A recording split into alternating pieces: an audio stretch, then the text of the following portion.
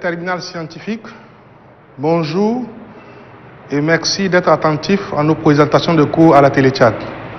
Nous allons aujourd'hui entamer la troisième partie de la notion d'acide et de base. Dans cette troisième partie, nous parlons d'abord des couples acide-base. Ensuite, parlons de la notion de la constante de réaction, voir les zones de prédominance.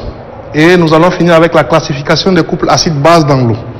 Donc nous allons sans plus tarder entamer le premier point qui concerne les couples acide-base. Un couple acide-base, c'est un couple formellement donneur et accepteur de protons. Ça veut dire quoi? Nous allons planter notre décor tout à l'heure avec un acide faible AH qu'on mettra dans l'eau plus H2O, ça va nous donner l'eau qui capte ce proton H3O plus A-. Donc nous symbolisons cette fois-ci les acides faibles par AH et les bases faibles par A-. Ici, nous avons un équilibre chimique parce que dans le premier sens, l'acide a réagi avec l'eau, l'eau qui joue le rôle de solvant et de réactif en même temps pour donner les ions hydronium et la base A-. Simultanément, dans le même cas, on va avoir l'ion, la base ici A- qui va réagir avec les ions hydronium pour donner l'eau et l'acide AH. C'est pour ça qu'on met les deux flèches, juste pour dire que c'est une réaction qui n'est pas totale, c'est une réaction limitée. Si nous voulons soustraire à cette réaction une molécule d'eau, c'est-à-dire que nous enlevons une molécule d'eau de cette réaction, on va avoir ici AH. L'eau va partir. On va avoir cette flèche, A- va rester. Maintenant, si on fait H3O plus moins H2O, il va nous rester H plus. C'est-à-dire que vous avez H2O plus H plus là, qui nous donne H3O plus. Donc si on enlève H2O de H3O plus, il va nous rester le proton H plus. Donc regardez bien. Nous avons notre acide qui a perdu un proton pour donner cette base A-, avec H plus. Nous avons ici acide et base avec un proton ici. Donc on a un couple accepteur et donneur de protons. Nous allons écrire le couple acide-base sous cette forme AH/A-. Ça fait acide-base. C'est ça qu'on appelle couple acide-base. Donc A- est la base conjuguée de l'acide AH. AH est l'acide conjugué de la base A-. On peut avoir un exemple. CH3, COH, qui nous donne CH3, CO- plus H+. Donc le couple que nous pouvons avoir là, nous avons acide, ça fait CH3, COH, on met la barre. Avec la base CH, CO-. Donc on a notre couple acide-base ici.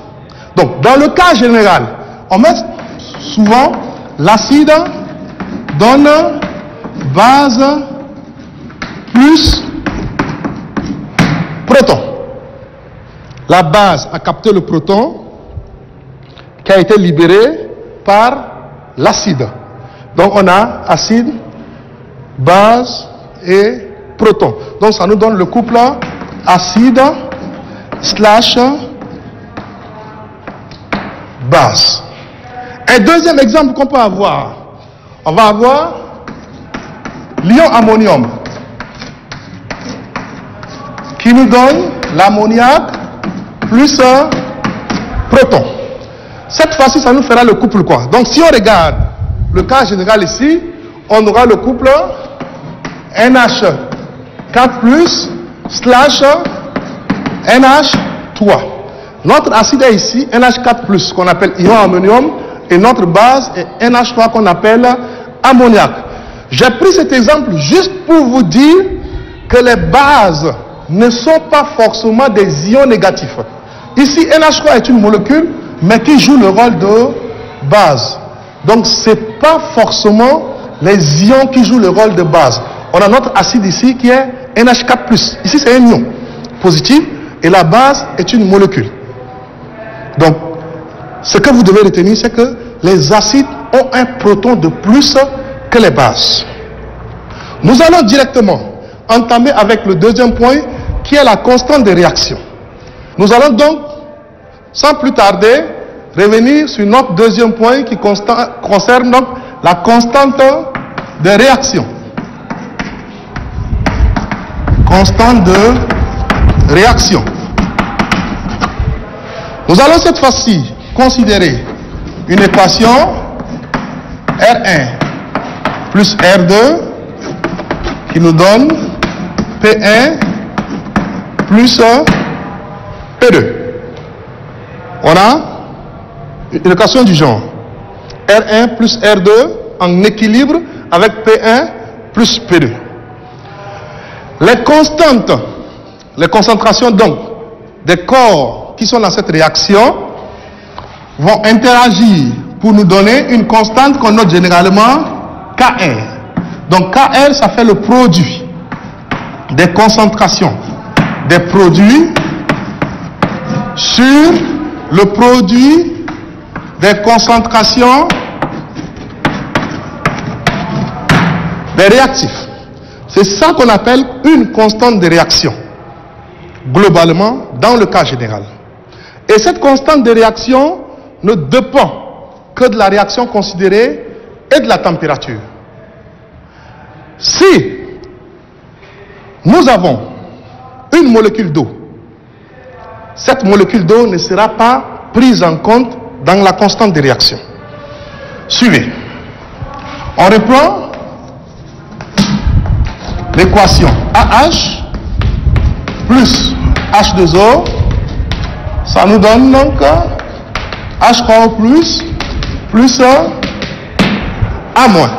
Si on nous demande la constante de cette réaction, c'est un acide. Donc, c'est Kr là, cette fois-ci on va mettre Ka qui va être la constante, on appelle constante d'acidité. Donc le Ka, ça nous fera quoi? On a dit produit des concentrations des produits, donc ça fait H3O plus fois A- sur AH fois la concentration en eau. Et comme j'ai dit en remarque tout à l'heure, quand il y a une molécule d'eau en face, on ne la répertorie pas ici. On n'est même pas dans cette réaction. Juste parce que l'eau joue le rôle de référence. Donc, tout se passe en solution aqueuse. On va considérer que la concentration en eau est égale à 1. Et tout le monde sait, vous et moi, que le 1 est un nombre, un chiffre donc, neutre pour la multiplication et la division. Donc ici, par exemple, cette constante de réaction n'a pas d'unité. Parce que ici, on a mol par litre, ça se simplifie, mol par litre, ça se simplifie. Et la constante d'acidité aussi n'a pas de réaction, on la garde, on la maintient comme ça. On a mol par litre, ça s'en va, mol par litre. On suppose que ici, c'était la concentration de la molécule d'eau. On a une mol par litre ici, donc mol par litre va se simplifier aussi. Donc, on a la constante d'acidité qui est répertoriée ici. Donc, Ka, ça nous fait H3O plus fois A- sur AH. L'autre notion que vous devez garder en mémoire, c'est que ici, cette constante d'acidité ne dépend pas de la réaction considérée. Ça ne dépend pas de la réaction considérée. Si on nous donne, par exemple, A-, qui est une base, on fait plus H2O. Ça va nous donner AH, cette fois-ci, plus OH-. Si on nous demande la constante d'acidité de cette réaction, on va toujours prendre concentration en ion hydronium fois concentration de la base sur la concentration de l'acide. Or, ici, dans cette réaction, on ne voit pas ça en plus. Mais si on nous demande sa constante d'acidité, on va la mettre sous cette forme. Donc, la constante d'acidité ne dépend pas de la réaction considérée. Voilà. Nous allons toujours continuer. Et l'autre chose, le KE par exemple, on avait 2H2O, l'autoprotolyse, ça nous donne H3O plus OH-. Si on nous demande la constante de réaction de cette réaction, comme on le dit, on aura cette fois-ci ici KE. Ça va nous faire quoi? Les produits sont là. Ça va nous faire H3O plus OH-, en principe divisé par le produit des concentrations des réactifs. Alors que les réactifs ici, c'est 2 molécules d'eau qu'on a mis ensemble. Donc on ne peut pas mettre ça. Donc, ayez en tête que le produit ionique de l'eau est la constante de réaction de l'autoprotolyse de l'eau. Le KE n'est rien d'autre que la constante de réaction de l'autoprotolyse de l'eau. Nous allons tout de suite établir la réaction qu'on peut avoir entre le pH et le pKa. Le pKa, par analogie au pKe de l'eau, parce qu'on avait le pKe de l'eau, ça fait moins log de KE. Et si on nous demande le pKa, ça va être le potentiel de la constante d'acidité. Ça sera moins log de Ka. Donc ce qui implique que Ka, ça sera égal à 10 puissance moins pKa. Donc pKa, ça fait moins log de Ka, Ka, ça fait 10 puissance moins Kepa. On va établir la relation qu'on peut trouver entre le pH et le pKa. Revenons ici sur d'autres constantes de réaction. On a Ka, ça nous fait H3O plus A- sur AH. Nous, on voit une relation entre pH et pKa. On sait que le pH est lié à l'ion hydronium. Donc, on va tirer H3O plus. Donc, H3O plus, ça nous fera quoi? Ka fois AH, donc,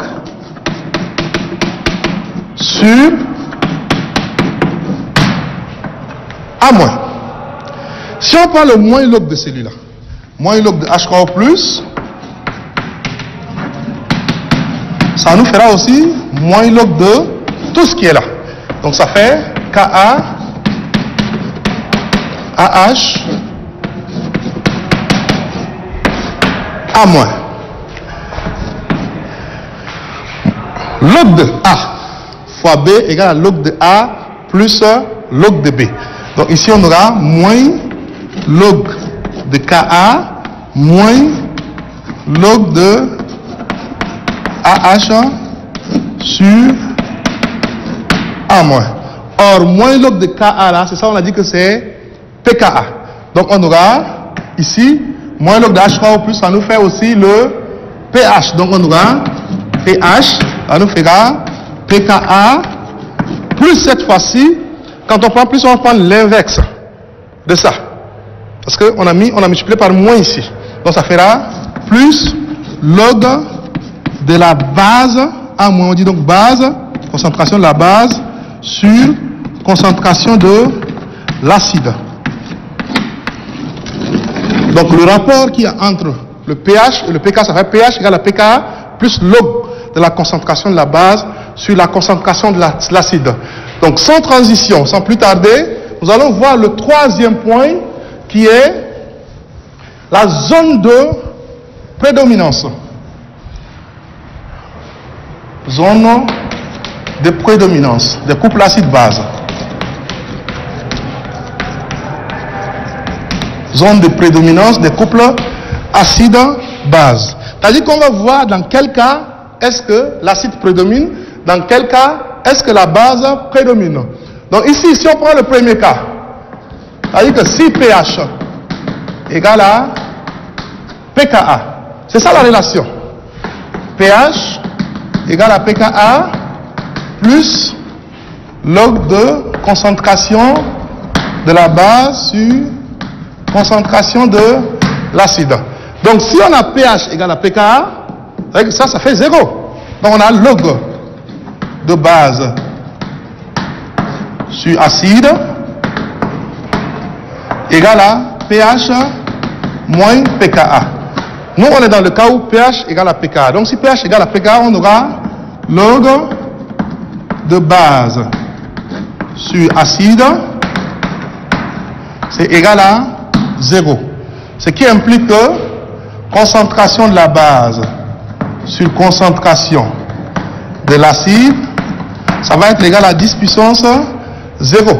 Et 10 puissance 0, ça fait 1. Donc, on aura concentration de la base égale à concentration de l'acide. Donc, dans tous les cas, vous avez pH égale à pKa, la concentration de la base sera égale à la concentration de l'acide. Donc, voilà le premier cas. Le deuxième cas, on va supposer que,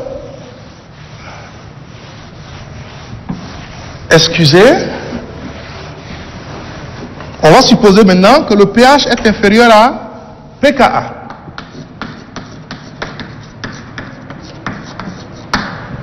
pH inférieur à pKa. On reste ici. Log de base sur acide égale à pH moins pKa. Si pH est inférieur à pKa, on va avoir ce produit-là qui sera égal à quoi? Inférieur à 0. Parce que pH est plus petit, pKa est grand. Donc le signe qui va rester ici là, ça va être 1 moins. Donc on aura log de base sur acide inférieur à 0. Donc on aura concentration de la base sur concentration de l'acide sera inférieure à 1. Donc on aura concentration de la base inférieure à concentration de l'acide. Donc si pH est inférieur à pKa, concentration de la base inférieure à concentration de l'acide. On appelle zone de prédominance de la base.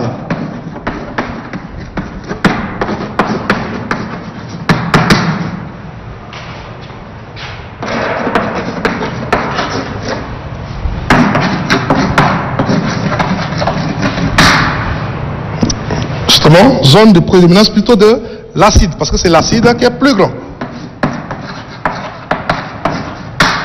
Voilà. Donc base inférieure à acide. On va revenir ici. Le troisième cas. On aura pH cette fois-ci supérieur à pKa.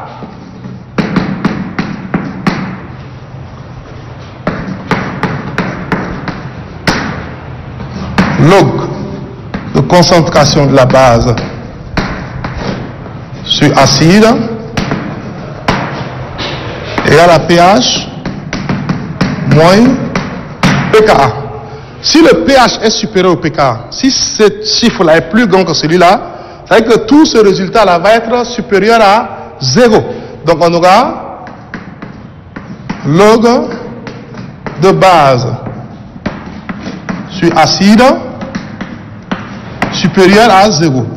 Ce qui impliquerait que concentration de la base sur concentration de l'acide supérieure à 1. Donc on aura cette fois-ci concentration de la base supérieure à concentration de l'acide. On appelle ça zone de prédominance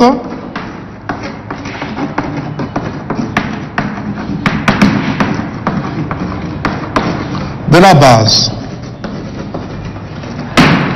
Récapitulons rapidement. Donc, dans les cas où vous avez le pH égal au pKa, la concentration de l'acide sera égale à la concentration de sa base conjuguée. Le cas où vous avez pH inférieur au pKa, la concentration de l'acide sera supérieur à la concentration de sa base conjuguée. On appelle ça zone de prédominance de l'acide, dans le cas où pH est inférieur à pKa. Maintenant, si pH est supérieur à pKa, nous aurons la concentration de la base supérieure à la concentration de l'acide conjugué. Ça, on appelle la zone de prédominance de la base. Nous allons donc finir notre séance d'aujourd'hui par la classification des couples acide-base dans l'eau. Classification des couples acide-base dans l'eau. C'est-à-dire, on va voir comment comparer deux acides, deux ou trois acides, par rapport à leur pH et par rapport à leur constante d'acidité. Et donc le point 4, classification.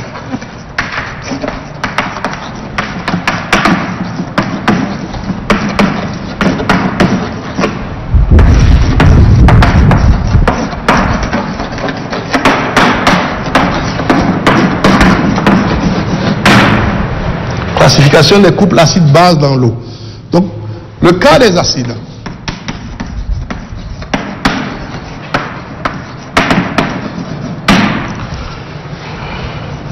Si nous devons comparer, par exemple, deux acides de même concentration et de pH différents, l'acide qui a le pH le plus petit sera l'acide le plus fort.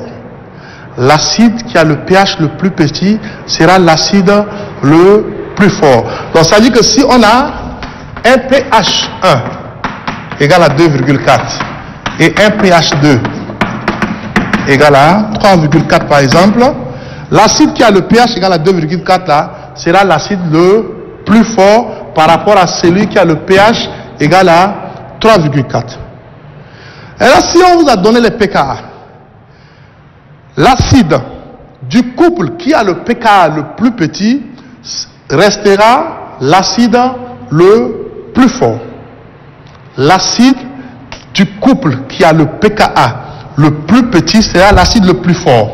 Prenons par exemple le pKa du couple acide méthanoïque et ion méthanoate qui nous fait 3,8. pKa, acide méthanoïque, ion méthanoate égale 3,8. Le pKa de l'acide éthanoïque, ion éthanoate, ça nous fait 4,8. CH3, CO-, CH3, COH égale à 4,8. Si on vous demande de comparer ces deux acides, regardez les valeurs de pKa. On a pKa, acide méthanoïque, ion méthanoate, ça fait 3,8. Acide éthanoïque, ion éthanoate, ça fait 4,8. Donc, l'acide qui a le pKa le plus petit, c'est l'acide méthanoïque. C'est celui-là. Donc, l'acide méthanoïque sera donc l'acide le plus fort. Parce que son pKa est petit. De la même façon, pour comparer deux bases, la base la plus forte sera la base du couple qui a le pKa le plus grand. Donc, si on demande la base la plus forte, ça sera ici. Oh, excusez, hein, ça fait CH quoi, COH, bas, CH quoi, CO-. Donc, ça fait acide base. Donc, l'acide du couple qui a le pKa le plus, la base du couple plutôt, qui a le pKa le plus grand, sera la base la plus forte. Donc, on a CH3, CO- est la base la plus forte. Parce que son pKa est grand.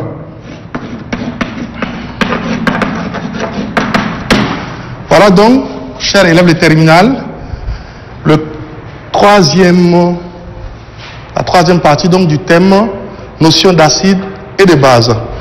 La séance prochaine, nous allons parler des réactions acido-basiques. Réaction acide fort, base forte. Réaction acide fort, base faible. Réaction base forte, acide faible. Donc nous allons nous attarder sur ces trois réactions avant d'entamer les solutions tampons. Merci pour votre attention. Allez, on se voit à la séance prochaine. Merci.